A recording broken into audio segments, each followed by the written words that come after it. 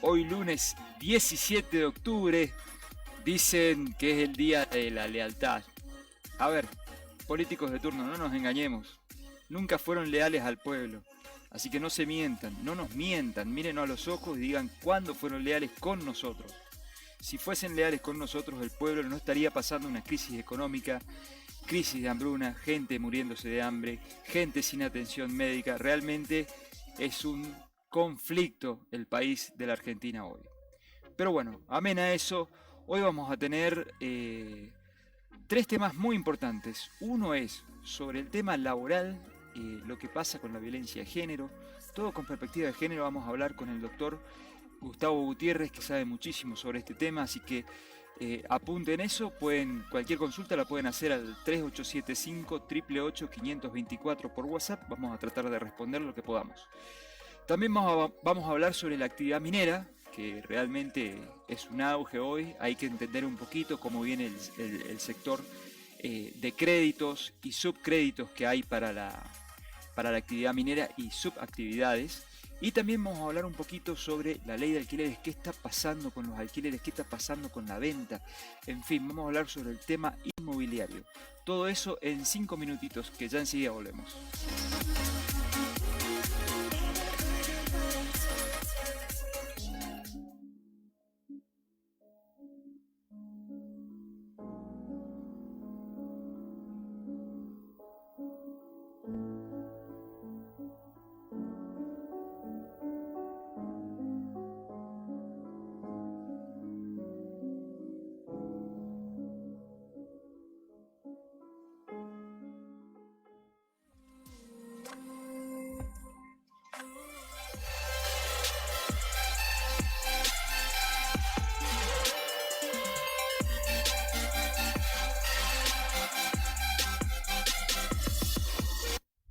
¿Querés estudiar programación y trabajar a remoto para compañías de cualquier parte?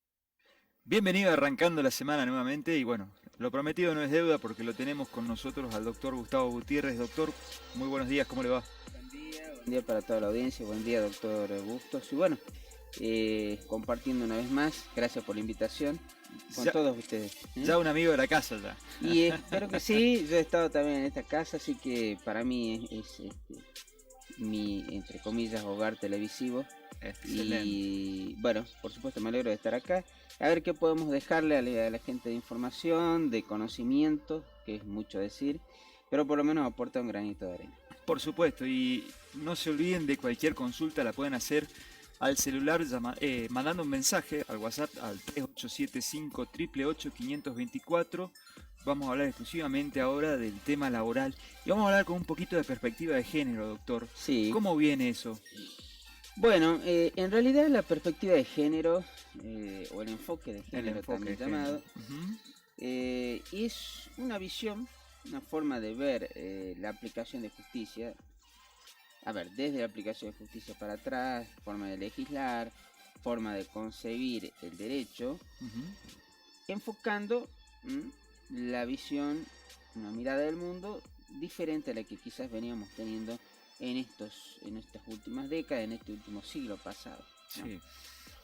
Teniendo presente el fuerte movimiento a favor de las mujeres que hemos asistido todos en estos últimos, yo diría 20 años, con mucho más fuerza los últimos 10 años, y en el que se hace una serie de reivindicaciones de tinte de género. Con justa razón, ¿no? Yo diría que en la mayor parte de los casos sí. Hay algunas reclamos que yo francamente, inclusive más, lo he escuchado, ya que estamos así un poco, yo escuché que usted anunciaba algo de política, todo es política, el derecho también es política, y lo he escuchado también en las elecciones de Brasil, ¿no? En la campaña de Brasil, esto lo escuché al candidato Lula, expresidente, diciendo: porque vamos a trabajar por igual salario, igual remuneración. Esto está en las constituciones nuestras. En el caso de Brasil, bueno, eso estuvo en la constitución de 1988, la verdad que es bastante más nueva que la nuestra. Claro. Nosotros hace un centenio que tenemos esto. Claro. Entonces esto de que las mujeres ganan menos, podrá ser de hecho en algunos casos, de hecho. De derecho nunca hubo una desigualdad. Claro. Esto es importante aclararlo, porque por ahí se escucha en los medios, mejor alguna chica jovencita sale con un cartel, igual remuneración por igual tarea. Esto ya hace 100 años que la Argentina lo resolvió. Así que en nuestro país usted no va a encontrar, ni nadie va a encontrar, una escala salarial de un convenio colectivo, UDGA, gastronómico, metalúrgico, colectivo, en donde se diga la mujer va a ganar esto y el varón va a ganar esto. Eso no existe en nuestro país. O sea, constitucionalmente siempre se previó de que Siempre fue así. habría igualdad. Lo que Igual pasa remuneración por igual tarea, dice nuestra Constitución, bueno, eso es importante, de hace ¿no? más de un siglo. Entonces, claro que es importante. Hay una avivada, entonces, de hecho, como dice usted, de derecho siempre estuvo, De de derecho hecho, siempre estuvo. De hecho, en algunos puestos de labor, sobre todo en aquellos de decisiones, en Claro. algunas empresas muy grandes, siempre hubo varones. claro, Siempre hubo varones. Pero esto es por una cuestión histórica también, porque no se olvide usted que, bueno, estamos dentro de la perspectiva de género, enfoque de género. Cuando vino la revolución industrial, los primeros que fueron mandados a trabajar, no es que quisieran, francamente, mandados porque tenían que sobrevivir, fueron los varones. claro. El esquema en ese momento era el varón afuera y la mujer en casa cuidando de los hijos. Ese era el esquema. Sirvió en su momento a esos efectos y así pudo andar la sociedad un tiempo largo. Y así también, por ejemplo, en el tema minero, cuando mandaban a las minas de carbón, los mandaban justamente al hombre porque contraían mayores enfermedades, Sí, claro. problemas, etcétera, Y etcétera, fí- cáncer claro, y eso, fíjese que yo no escucho ningún reclamo de ese tipo feminista o de algunos grupos por allí diciendo nosotros queremos ir a las minas, ¿no? Y porque la verdad que es una labor dura, ardua, difícil, complicada y que envejece mucho. Sobre todo que la mina es cerrada, no a cielo abierto. Entonces, ¿qué quiero decir con esto? Hay muchas cuestiones que se plantan como bandera que ya están solucionadas de derecho. Ahora, de hecho, como le digo, en ciertos estamentos, inclusive de la política, sin ir más lejos, hoy casi que diríamos el primer ministro es varón, el presidente es varón, pero bueno, esas son cuestiones. Por ejemplo, en el Poder Judicial de Salta hay más mujeres que varones, ocupando cargos y puestos de relevancia. Y ¿no? también de los otros, de menor jerarquía, si se quiere, escalafonariamente. Así que esto es una cuestión. Hay puestos de labor en los que, por ejemplo, no hay varones. Maestro jardinero, ¿usted alguna vez vio un varón? No, por supuesto. Y yo creería que está tan preparado como, si es que lo está, si es que acredita con su diploma y con su competencia, tan preparado como una mujer. Hay internacionalmente puestos de trabajo que son mucho mejor remunerados en el caso de las mujeres. Ejemplo, modelos. Las modelos internacionales de moda internacional, las mujeres están mucho mejor pagadas que los varones. Sobre eso, por ejemplo, nunca escuché a nadie hablar al respecto. O sea, hay puestos de labor que son tradicionalmente las mujeres. En educación, por ejemplo, usted va a encontrar la gran mayoría mujeres. En el rubro de educación, en el área de educación, en los puestos de decisión, son mujeres. Ya le digo, primario, jardín, sobre todo en los niveles iniciales, hay mujeres. Entonces, esto de que el enfoque de género, yo creo que el enfoque de género debe ser un enfoque paritario, un enfoque justo. Claro. Y en algunos casos, ir para y abonar y reforzar alguna posición cuando esta posición del otro lado, del otro sitio, del otro género, está más fuerte. Pero para los dos casos, para los dos casos. Entonces, en nuestro país, la perspectiva de género, enfoque de género que uno ve muchas veces en la televisión, en los medios escritos, es una visión del derecho que inclusive dentro de los tribunales está bastante, por así decir, peleada. Pero que en materia penal, ¿sí?, prácticamente ha inundado los tribunales. Aunque uno que otro, como isla, se resiste a esa posición. Pero que ha inundado los tribunales, digo, porque por ejemplo hoy se concibe que y con toda razón y justicia, en esto sí, con toda razón y justicia, debemos decir, una mujer que haya sido víctima de algún tipo de abuso sexual pueda denunciar y efectivamente echar a andar la maquinaria judicial, la investigación, etcétera, muchos años después del siniestro, del hecho luctuoso, del delito acaecido. Mujer y varón, para ser justos, mujer y varón. Sí.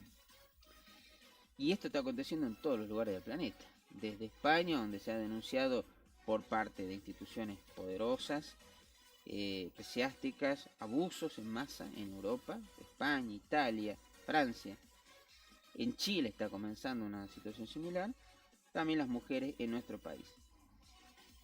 Ahora bien, entonces se permite hoy con la mirada de que cuando la persona está en condiciones de denunciar y lo puede hacer recién comienza a computarse la prescripción del delito, entonces puede hacerse 15 años después, 20 años después, alegando que uno no estuvo en condiciones, lo cual es perfectamente plausible porque en definitiva es complejo asumir una posición de denuncia en ese tipo de delitos, porque hay muchas cuestiones psicológicas involucradas y de la sociedad y de cómo gestionar ese tipo de embate que va a ser la persona que denuncia en sí y en relación a los que lo rodean. Ahora bien, esto que en materia penal está sin discusión prácticamente hoy, se entiende que esto es así, es justo que sea así, y yo también lo entiendo así. En materia laboral no es tanto. Y lo hablábamos la última vez que estuve acá, vamos a profundizar en eso. Y en Buenos Aires, por ejemplo, hay un estudio de una doctoranda de la UBA en que se menciona de que en una centena de sentencias laborales de la Cámara Nacional de Apelaciones del Trabajo estamos hablando del órgano laboral que en el país es el más prestigioso. Es decir, la Cámara Nacional de Apelaciones del Trabajo, integrada por 11, 12 salas, ¿sí?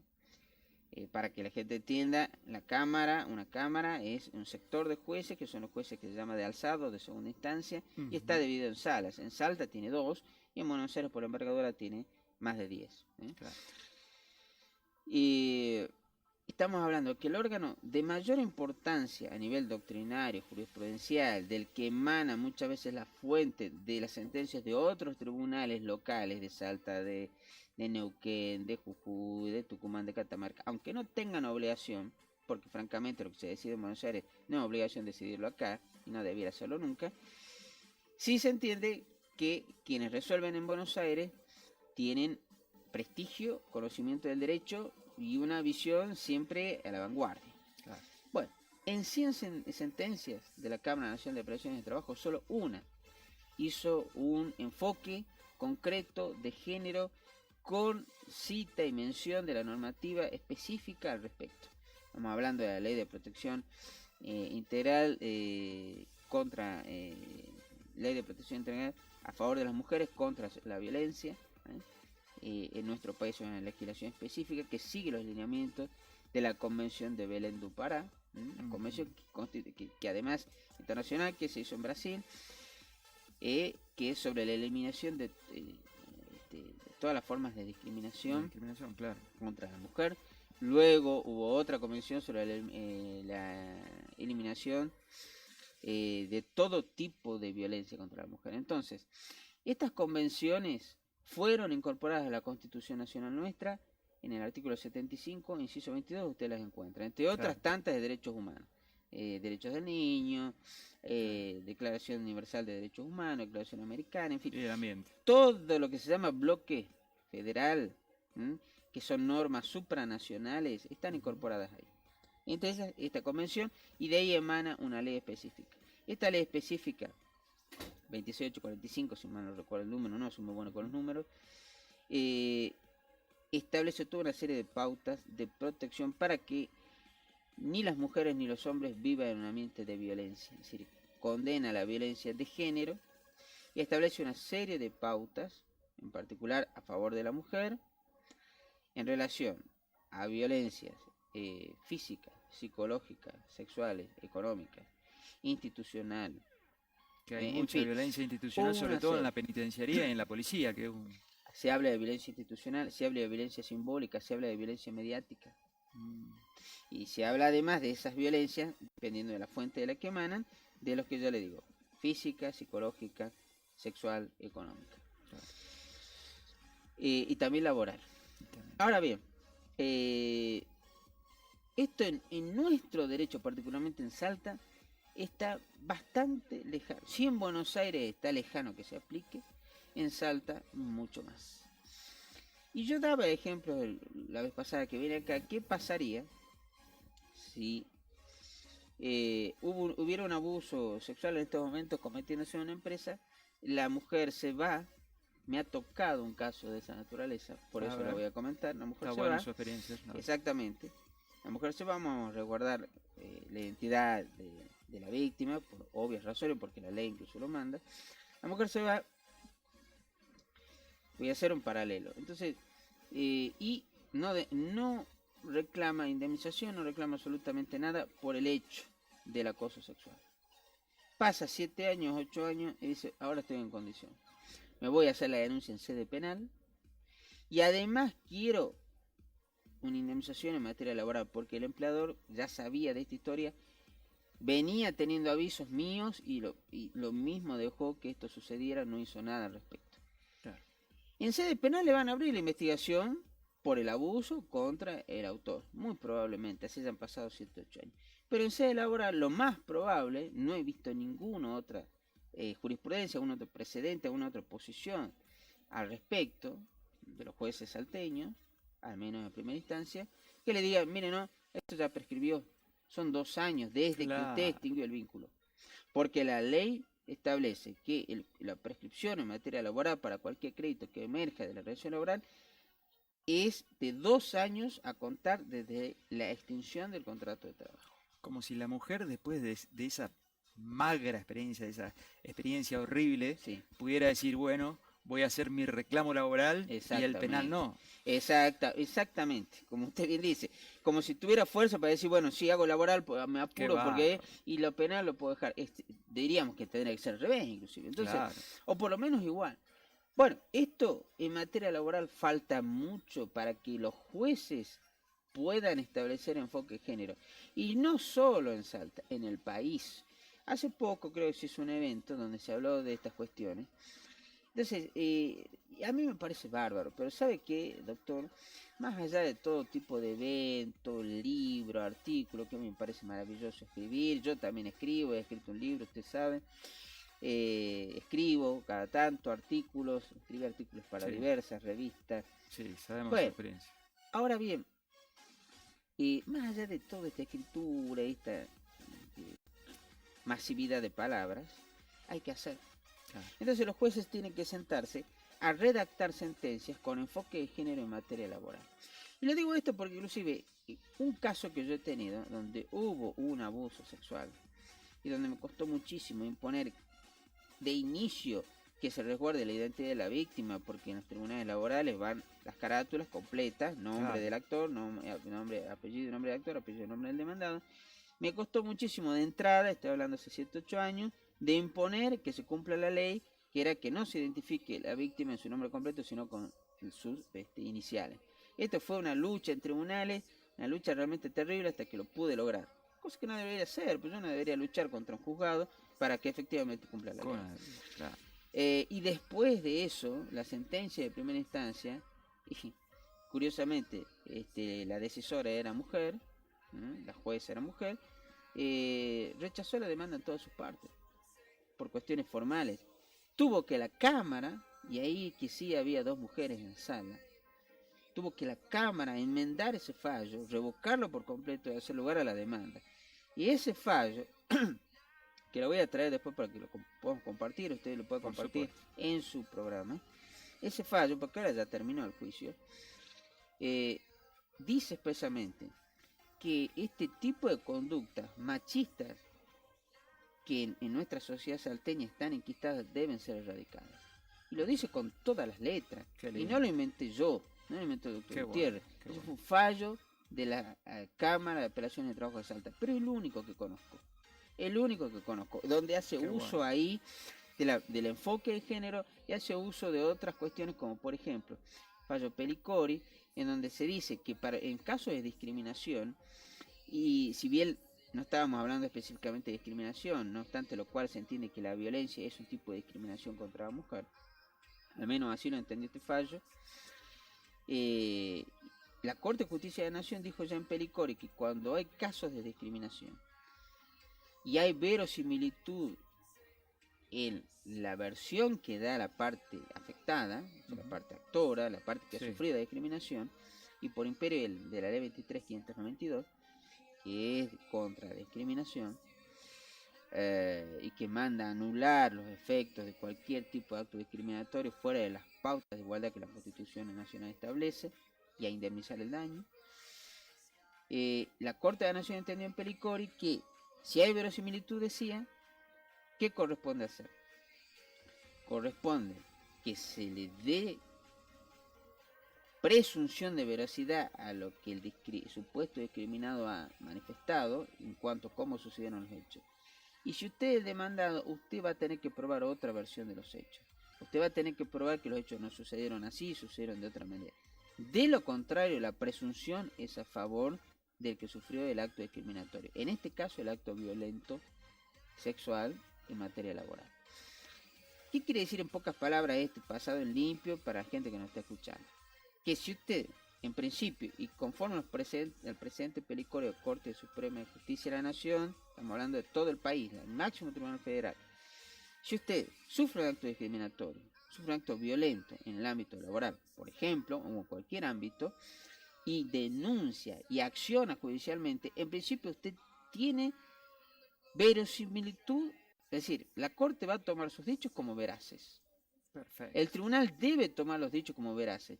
El tribunal inferior debe tomar los dichos como veraces, porque esta doctrina de la Corte de la Nación vale sí para todos los tribunales inferiores, aunque más no sea en cuanto al valor, el peso jerárquico intelectual que tiene la cuestión. Entonces,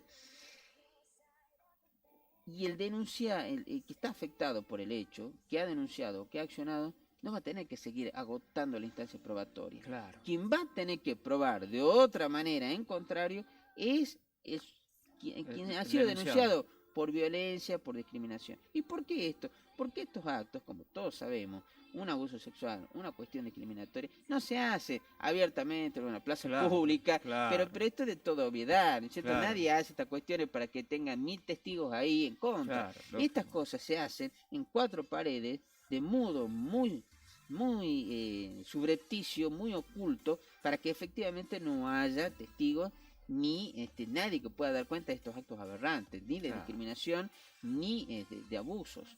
Entonces, como estos actos se hacen así, inclusive en sede penal también se entiende eso, nadie pide prueba directa de esto, nadie pide prueba directa de una violación, de un abuso, de una discriminación manifiesta. Entonces, como no se pide prueba, porque no se puede tener prueba, se entiende que con las presunciones, con los indicios, alcanza. Y que en todo caso el denunciado, el demandado, deberá dar cuenta de que no existió, que los hechos fueron de otra manera, que no fueron como lo dice el denunciante. Entonces, fíjese, todo esto en el caso que yo le comento, tuvo en cuenta la Cámara para decir, es verdad que no hay testimonios directos de esta cuestión, pero sí hay indicios. Si hay pericia psicológica, si hay un testimonio circunstancial, si hay indicios. Y la otra parte no probó nada en contrario. No probó nada en contrario. Bueno, ahora, esto que debería ser, por decir así, pan de todos los días en sede judicial, no lo es. Falta mucho. Y eso, que si hoy uno va a ver la plantilla de jueces laborales en Salta, de 6, 4 son mujeres. Entonces, esto debiera, y ojalá, y hago votos desde aquí, hacemos votos desde aquí para que esto vaya modificándose, comience a hablarse, a aplicarse, y más que hablarse, porque hablarse podemos hablar todo, podemos hacer tratado, aplicarse el enfoque de género en materia laboral. ¿Qué implica, en principio? Tener en cuenta que la prescripción para casos de abuso sexual o discriminación no debiera correr con lo tajante que es los 2 años. No debiera tenerse en cuenta ese límite, ese techo, de modo tan absoluto, y dejar puertas abiertas para que en ciertos casos, probado que fuere que el trabajador no pudo psicológicamente accionar en ese tiempo, se le dé de todas maneras acogida, por lo menos, y admisibilidad a la demanda. De ahí veremos qué resulta al final si probaremos o no, pero por lo menos admitir la demanda y no decirle al trabajador, mire, esto ya prescribió, son 2 años. Segunda cuestión, tener en cuenta que estos tipos de cuestiones de violencia en el trabajo, de cualquier tipo, física, psicológica, sexual, moral, económica inclusive, no son cuestiones cuya prueba sea tan tajante. La prueba de la violencia es compleja porque además, fíjese doctor, estamos tan acostumbrados a la violencia que muchas veces no nos damos cuenta. Ya está perfeccionada la violencia prácticamente. Está naturalizada en nosotros. La hemos naturalizado con las mujeres y la hemos naturalizado con muchas personas. Estamos acostumbrados a violentar a la gente. ¿Cuándo no? Para ser francos, ¿quién alguna vez no dijo con la mano en el corazón o no contó así muy livianamente un chiste racista o machista? Sí, o machista, sí, claro. Y lo hemos contado como risa, nos hemos reído todo, ¿no es cierto? 10 años atrás, 8 años atrás. Entonces hemos naturalizado muchos actos de violencia, microviolencia, macroviolencia. En realidad la violencia nunca es micro, es siempre violencia, pero para darle una categorización hemos naturalizado Ni que violencia hablar pequeña. yendo contra el afeminado, como si... ¿Cuántas veces no hemos dicho alguna palabrota que significa homosexual como un insulto? Claro, Como un insulto. O no hemos burlado de aquel que tenía una camisita un poco más rosita que el resto. Entonces, hemos naturalizado tantas violencias, tantas discriminaciones, que francamente muchas veces han pasado por alto y muchas veces uno mismo las internalizó. Entonces, hacer este trabajo, que de una palabra que hoy está de moda, de construir esta situación, no es tarea fácil y tampoco es para ir a condenar y sacar con la guillotina la cabeza de aquellas personas que se han equivocado y que hoy pueden reconocer su error, porque también son seres humanos. Y también había naturalizado algo que el propio sistema cultural naturalizó. Porque no es que nosotros varones nos hemos reunido en una asamblea y hemos dicho vamos a hacer acá. Sistema cultural. Claro. Sí, Y somos víctimas los varones también de ese sistema cultural. Claro. Ahora bien, por eso digo que es hora de que en materia laboral, el enfoque de género, comenzando por la prescripción, siguiendo por el tema de la prueba, la OIT hace par de años ya sancionó el convenio 190 que hemos hablado en otros programas de este convenio sobre violencia laboral. Claro. Ese convenio 190 fue ratificado por algunos países ya, y de los primeros países que lo ratificó fue Argentina. Argentina en este momento tiene una ley que puso en vigencia el convenio 190. El convenio 190 habla de cualquier acto que pueda o sea pasible o amenaza de comportamiento o práctica empresarial, o comportamiento o práctica en la empresa, o amenaza de cualquier conducta que implique violencia física, psicológica, sexual, económica, cualquier tipo. Entonces usted tiene una conducta, sea una vez o sea repetidas veces, sea una conducta o sea una práctica, sea potencial o sea una mera amenaza, que implique un daño psicológico, físico, sexual o económico para el trabajador o para el afectado en el ámbito laboral. Y además extiende los efectos de esta convención a los pasantes, los empleados de cualquier tipo, públicos o privados, los postulantes a trabajos, los postulantes a lo que pasa después del trabajo, claro, a lo que ocurre en los lugares a donde uno concurre, va por ahí muchas veces enviado a tal lugar, a un evento, un congreso, por el trabajo. Todo lo que acontece en esa esfera que implique un daño físico, psicológico, sexual, económico, es violencia laboral, claro, de acuerdo al convenio 190. Otra cosa en la que se tiene que seguir avanzando es obligar a algunas empresas, sobre todo de índole mixta y que tienen cierta envergadura, a tener un protocolo contra la violencia y discriminación en sede laboral. Esto ya debiera ser un deber legal, todavía no lo es. He visto muchas empresas que lo están llevando adelante, sobre todo instituciones escolares, pero para algunas otras veo que no pasa nada todavía. Y debe haber un protocolo en las empresas. Esto es importante para el empresario que tiene en su plantilla de trabajadores mujeres y varones. Ya eso puede dar lugar a tensiones y conflictos. Y los Claro. da, porque somos seres humanos, va a haber tensiones, va a haber conflictos. O sea, hay que también, digamos, instruccionar un poco a la empresa, ¿no? Hay que hacer entender al empresario, al patrono, al que tiene una plantilla de trabajadores mixta, que no puede dejar así nomás las cosas. Que en estos momentos tan difíciles, tan complejos de transición hacia otras realidades, hacia otras naturalizaciones, hacia otra forma de vida, de ver la vida, debe contar con las herramientas necesarias. Entonces el empresario debe contar con un protocolo en su empresa para evitar, o en todo caso abordar y reparar a todo evento, pero por lo menos para el abordaje, de cuestiones de este tipo. Porque ¿qué pasa en una empresa? Por ejemplo, el empresario que tiene 70 trabajadores, tiene 30 varones, 40 mujeres, en diversos sectores. Sí. Acontece un hecho, a lo mejor se habían puesto de novio alguna ahí, después la chica no quiso saber nada y el empleado sigue insistiendo, y esto pasa también en el horario laboral. Y a lo mejor acontece también algún tipo de forcejeo, cuestión en el ámbito laboral, cuestión física. ¿Qué hace el empleado? Porque la trabajadora va llorando a lo mejor al patrón o al gerente, le dice, tuve este problema, tengo este problema, este muchacho no me deja en paz. Y si la empresa es seria, ¿qué debería hacer?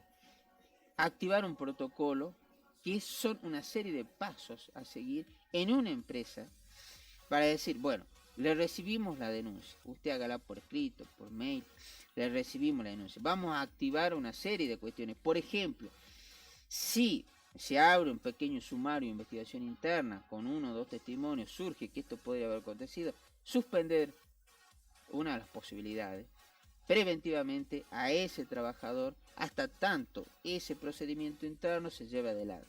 Claro. Por ejemplo, estoy dando un ejemplo, ¿eh? Podría ser así. Y luego hacer conocer y darle también a este suspendido el derecho de defensa. Es decir, usted también presente sus testigos, que aquí vamos a hacer una declaración, vamos a tomar una declaración. La empresa puede hacer una investigación interna sin ningún tipo de duda. Sin ningún tipo de duda, esto debería llevarlo adelante también la asesoría jurídica de esa empresa, porque el empresario, el pequeño y medio empresario argentino, tiene que entender también de una vez que otros países serios ya lo entendieron, Brasil, y digo país serio porque Brasil hoy está con un crecimiento terrible, a pesar de toda la pobreza y las luchas intestinas que hay. Brasil ha crecido y ha crecido mucho más que Argentina, esto no tiene ningún lugar a duda. Está con deflación. Ningún lugar a duda, con deflación y además con una moneda que tiene 20 veces la potencia argentina. Claro. Y Argentina está, con relación a Bolivia, Perú y Chile, ni hablar, con su moneda totalmente por debajo de los valores que debería estar. Entonces, en las empresas en estos países se ha entendido, una empresa seria, tiene que haber una asesoría jurídica permanente. Usted no puede tener un foco de potencial conflicto con una plantilla de una cantidad de trabajadores, mujeres, varones, con toda la complejidad que hoy la vida humana tiene, sin ningún tipo de asesoramiento para cuando estalle la bomba decir, doctor, ahora me hicieron una demanda por 30 millones de pesos, ¿qué hago? Y bueno, ¿sabe qué? Usted hoy lo podemos defender, pero lo que pasa es que usted debería haber hecho acá otra cosa. Claro. Debería haber prevenido esta situación. Aparte, doctor, a ver, el trabajo es una cuestión social. No somos maquinitas que uno contrata, va, trabaja y se retira. Obviamente, es una cuestión somos social, seres entonces, humanos. Claro. Es mucho más fácil lidiar con robots o con máquinas, pero mientras tanto, hasta que no inventemos el humanoide perfecto, que estamos bastante lejos aún, el ser humano va a seguir ocupando los puestos de trabajo. Claro. Y mientras el ser humano siga ocupando los puestos de trabajo va a haber conflictividad. Claro. Esto es de toda obviedad, es natural. Entonces, como esto es natural, ¿qué es lo que se debe hacer? El empresario debe tener conciencia que es mejor evitarse un problema, claro, que después tener que ponerle una curita a una herida. Claro. Entonces, evitar la herida. Evitarla quiere decir tener un protocolo, tener una asesoría jurídica permanente, tener un protocolo, hacer una investigación interna, dar derecho de defensa al trabajador, que el trabajador pueda también defenderse con su propio letrado si es necesario. No hay ningún tipo de inconveniente. Correcto. El abogado no hay que tenerles miedo, al contrario, que hay que entender que están para ayudar a hacer lo mejor posible en uno y en otro ámbito. Y si no fuera así, hay un montón de organismos para recibir denuncias en contra de los profesionales, pero entendamos que los profesionales en la gran mayoría hacemos lo mejor que podemos para que las situaciones no lleguen a mayores. Entonces, se lleva adelante esta investigación sumaria, se toma una determinación y se puede o suspender sin goce de sueldo ya como sanción, o bien despedir. Perfecto. Y el trabajador, si considera que eso es injusto, podrá ir a la justicia y reclamar. Entonces, pero usted ya, y digo esto porque en este fallo, que reitero, se lo voy a acercar, en este fallo que yo le comento, este caso, una de las cuestiones que la vocal le imputó, le indilgaba a la empleadora, es no haber tomado ningún recaudo al respecto, habiéndole hecho saber a la trabajadora lo que había acontecido en el trabajo. Ningún recaudo. Porque ¿qué debería haber hecho ahí la empleadora? En vez de decirle, mire, acá ya ni sé lo que pasó, usted se dio por despedida justamente. Señora, lamentamos la situación. Vamos a abrir una investigación interna, vuelva a trabajarla, vamos a aceptar aquí, vamos a separar a la persona que eventualmente, supuestamente, según sus dichos, cometió esta cuestión y vamos a abrir una investigación. Por supuesto. Esto es lo que debería haber hecho. Por eso perdió juicio. Fíjese, Qué bárbaro. perdió juicio. Entonces, hay que hacer protocolos. Este es el enfoque de Sin género. duda. Hay que hacerlo. Los jueces deben tener en cuenta si la empresa tenía protocolo o no para este tipo de casos. Debe tenerlo. Y ahora ya sí le digo debe. Y es una obligación si yo aplico convenio 190, que es ya hoy ley en nuestro país. Entonces debe. Es ley. Por supuesto que, y además, luego con el convenio 190 vino una recomendación también, que la Argentina aceptó, ratificó, que establece la cuestión de la prueba y manda a tener legislativamente presunciones favorables en relación a violencia de tipo sexual para los trabajadores afectados. ¿Qué quiere decir? Le dice al país, señor, usted tiene que encontrar un mecanismo en sus códigos procesales, en su normativa, para que la persona que fue víctima de abuso, de violencia, en sea laboral, sexual, no tenga que estar probando, porque en nuestro derecho usted sabe que rige la máxima de que el que alega un derecho, ¿no es cierto?, o alega una situación, es el que tiene que probar. La carga, se dice, es del actor, es del demandante, la carga de la prueba. La carga de la prueba, cuando uno va a juicio, la regla general es de quien alega, no de quien niega, es de quien afirma, no de quien niega. Si yo afirmo un hecho, tengo que probar. Pero hay hechos que no son pasibles de prueba, por esto que hemos dicho. Claro. Es muy difícil la prueba plena, completa, y con toda certeza, sí, yo vi cuando le ponía una mano en la cola, y le decía, es muy difícil eso. Entonces, la recomendación que acompaña el convenio 190 le dice a los países que ratifican, usted tiene que encontrar mecanismos legales para que no se requiera una rigidez probatoria en estos casos. Bien. Y además tiene que encontrar mecanismos legales céleres, es decir, rápidos, es decir, eficaces. Entonces, bueno, como usted verá, el tema es complejo, tiene muchos pasos, pero vamos a dejar tres o cuatro cosas como síntesis. Primero, en nuestro país, en materia laboral, falta mucho, y hay mucho por hacer para que realmente podamos decir, hay un enfoque de género en materia laboral. Claro. Este camino, que no es que no se inició, ya se inició con Fredo. En el caso Fredo, la Cámara Nacional de Pensión de Trabajo, 15 años atrás, si no mal recuerdo, fue el primer caso en donde Fredo, que era en una heladería, ¿no es cierto? Sí. Tenía 90% de varones, 10% de mujeres. Una fundación que se llamó Mujeres en Acción interpuso una acción de amparo y logró, en Cámara Nacional, que se le indique a Fredo que debía contratar la misma cantidad de trabajadoras que de trabajadores.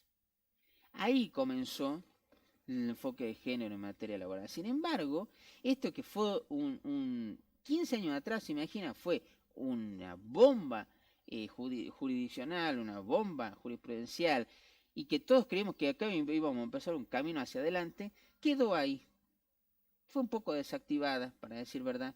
Nunca más se volvió a dar. Después pasó Cisneros, que es un caso de Salta que se comenta en La Nación, a nivel nacional, que era una mujer que quería ser chofer de colectivo. No lo logró, no permitió, si la empresa le puso tantas trabas, inclusive le dijeron, ¿para qué? Te vuelve a hacer su casa, si usted es mujer, ¿para qué quiere conducir? Bueno, la corte local al final le dio la razón a media, se fue a la corte de la nación, volvió a la corte local y terminó dándole razón a media. Tampoco prosperó a nivel de los hechos, creo que llegó a trabajar un tiempo y no trabajó más. Pero después no pasó más nada en materia de enfoque de género.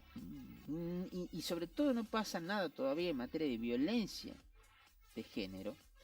Y espero que esto comience a modificarse y que los jueces apliquen la misma visión de género que en materia penal ya está casi, diría yo, unánime. Y por último, que las empresas tomen noción de esta situación, Claro, que sean claro. responsables, Sí. cumplan la legislación y se asesoren debidamente. Si se asesoran debidamente, se van a ahorrar una serie de problemáticas. Y si la empresa se ahorra problemáticas, no solo hace más lucro, sino que también genera un ambiente de trabajo menos hostil, más feliz y dándole dignidad a esa tarea. Excelente, doctor. La verdad que mucho para procesar. Está buenísimo que haya venido y tome este atrevimiento de hablar, porque parece medio un atrevimiento hablar de esto. Sí, claro. Hoy por hoy, comentando de que realmente laboralmente no se aplica mucho la perspectiva de género y lo necesitamos que se aplique. La verdad que, Sí, claro. doctor, excelente su ponencia. Bueno, La verdad que agradecido y bueno, esperamos contar la próxima con usted nuevamente. Seguramente mucha tela para cortar. Yo le agradezco el espacio y así también como el atrevimiento de hablar. El mío que creo que es un acto necesario. Sí. También es un acto necesario que usted hace, que usted acá le brinda a la comunidad lo que la comunidad necesita escuchar, quiere escuchar y debe escuchar. Y eso también es un acto de valentía. Así que gracias. Bueno, muchas gracias. Bueno, ya saben, pueden mandar mensajes sobre este tema en particular al 3875-888-524. Vamos a un corte y en 2 minutos volvemos, hablaremos sobre el tema de la actividad minera y sobre la ley de los alquileres. ¿Qué pasa con la inmobiliaria? Muchas gracias.